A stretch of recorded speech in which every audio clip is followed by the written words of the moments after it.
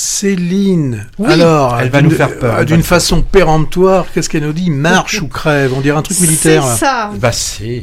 Et je vais être beaucoup moins dithyrambique que précédemment. Ah oui, avec les beaux mâles de Voilà, c'est ça. Cervantes. D'abord, déjà, il n'y a pas de beau mal. C'est pour ça, en fait, dans Marche ou crève. Eh ben, en fait, nous retrouvons Stephen King, puisque après Life of Chuck, qui est sorti il y a quelques mois, nous avions fait d'ailleurs une critique, une rubrique à ce sujet, voici une nouvelle adaptation de Stephen King, un des plus grands inspirateurs des scénaristes de notre temps, semble-t-il. Voici donc Marche ou crève, le titre original étant The Long Walk, tiré de son roman d'anticipation dystopique paru en 1979 sous son pseudonyme à l'époque, pour ceux qui le savent, puisqu'il faisait appeler parfois Richard Bachman. Il était étudiant quand il a écrit. Et comment l'idée lui en est venue? Eh bien, en faisant du stop entre chez lui et l'université un soir. Alors, peut-être avait-il marché un moment avant qu'un bon samaritain ait pitié de lui et de sa déshydratation ce soir-là. Nous ne le saurons jamais. En tout cas, aucun autostoppeur dans ce récit sur cette long walk. Mais de la dénutrition et de l'exténuation, pour tout le monde, je vais dire, à foison. Le pitch, 100 volontaires qui marchent sans fin, un seul gagnant avec un énorme gain à la fin. Si tu marches en dessous de 5 km/h, premier avertissement.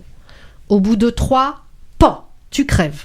Une balle suffit, car tu n'as plus assez de carburant pour courir ou te terrer de toute façon, loin des regards de cette armée de mercenaires impitoyables, talonnant les concurrents depuis leur char d'assaut. C'est assez glaçant, Et si je sais bien compter, statistiquement parlant, eh bien chaque participant a donc 99% de chances de crever sur le bitume, sous le regard empathique et voyeur de millions de téléspectateurs rivés sur l'émission, diffusée en live jusqu'à ce qu'il n'en reste qu'un, c'est le cas de le dire. Alors, le réalisateur, Francis Lawrence, est décidément adepte de jeux cruels et sanglants, à l'image du tournoi d'arène dans l'Antiquité. Il aime ça, Hunger Games, c'est déjà lui. Il avait là en main un scénario donc, de Stephen King, un scénario sans foi ni loi, qui était bien ficelé, pour en faire une satire de la réalité, un pamphlet acéré du voyeurisme servi par la télé-poubelle. Lawrence, il avait en main la matière pour dénoncer la vampirisation de la jeunesse et prôner la résistance contre la barbarie. On a d'ailleurs une métaphore là assez lisible et qui est très bien en soi, de ces jeunes garçons. D'ailleurs, on notera qu'il n'y a aucune fille dans cette long walk. Métaphore assez lisible de ces jeunes garçons s'engageant sous les drapeaux avant d'être broyés par la froide réalité de la guerre. Il avait en main de quoi défendre aussi, même si c'est ici fait avec une certaine naïveté, l'importance de la fraternité, de l'amitié dans ces situations extrêmes. Alors, Garati, interprété ici par un très crédible Cooper Hoffman, c'est un héros un peu bisounours, un peu fils à maman touchant. Eh bien, ce Garati, il enchaîne les pas tout en fédérant, soutenant, philosophant et tissant des liens fraternels avec plusieurs, mais surtout avec Peter, interprété par David Johnson. Tous les deux sont très très bons.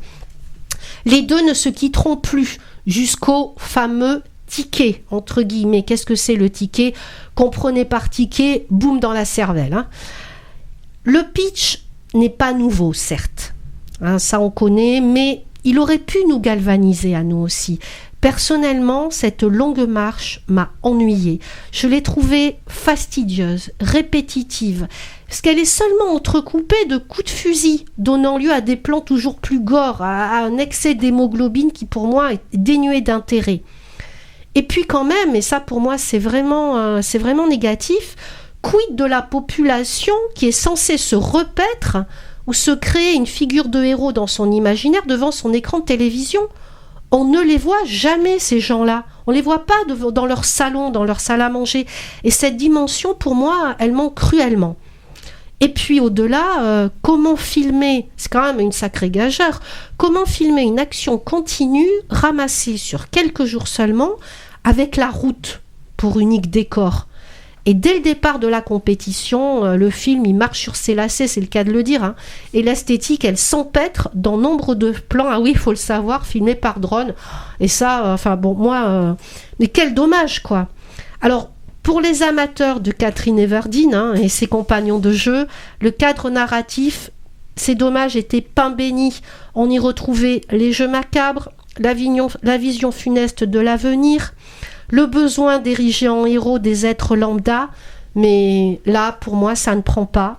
Et ça m'a par contre évoqué un autre film qui date, mais que j'avais vraiment adoré, que j'ai vu 2 fois d'ailleurs, que j'ai de très très loin préféré. Est-ce que c'est le même? On va voir. Moi aussi, j'en ai un. Vas-y, dis-moi. Moi, c'est Le Prix du danger. Ah oui, d'accord. d'Yves Boisset. Ouais. Là, c'était un seul personnage dont on suivait le devenir. Oui. Mais c'était pareil, quoi. C'est un pamphlet social avec le cynique Michel Piccoli. D'ailleurs, c'est le premier film que je voyais avec lui, parce que j'étais quand même assez jeune. Et depuis, à chaque fois que j'ai vu Piccoli ailleurs, j'étais mal à l'aise. Je l'aimais pas, cet acteur, parce qu'il jouait un cynique, là, le présentateur. Alors que c'est un acteur extraordinaire, mais je l'avais associé à ce méchant à l'époque. Et puis, interprété...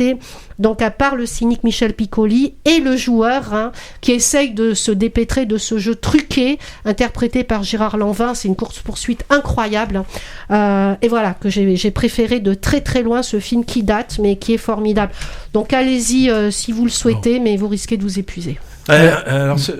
Aussi dans ces sortes de marathons où il faut marcher et tout, je pensais on achève bien les chevaux. Voilà, c'est ça. Là, on achève bien les ados, finalement. Ouais. On achève bien les... Ouais, moi, j'ai pas vu... Les jeunes garçons. J'ai pas vu, ce qui m'empêchait pas de dire un mot dessus, basé sur des impressions, voire des a priori. Alors, de nouveau, un film labellisé, adaptation d'une œuvre de Stephen King. Une de plus, ça devient une marque. Après le récent, tu l'as dit, Life of Chuck, qui nous avait, je me souviens, guère réjoui. Ah déjà, oui, voilà. Moi, le synopsis que j'ai lu m'a évoqué, en effet, Divergente, ou encore plus ancien, le japonais Battle Royale. Ah oui, c'est vrai aussi. Ah ouais, avec des jeunes gens s'affrontant jusqu'à la mort dans des jeux sadique. On peut aussi penser à la série Squid Game, dans le même esprit de mise en scène de la cruauté.